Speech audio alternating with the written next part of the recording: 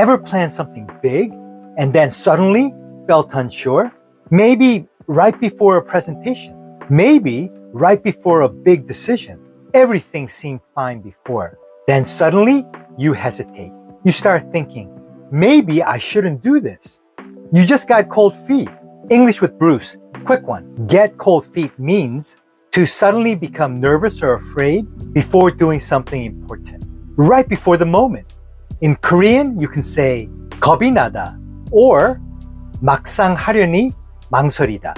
Here's how people actually use it. He got cold feet right before the wedding. That's not good. I was going to invest in the business, but I got cold feet at the last minute.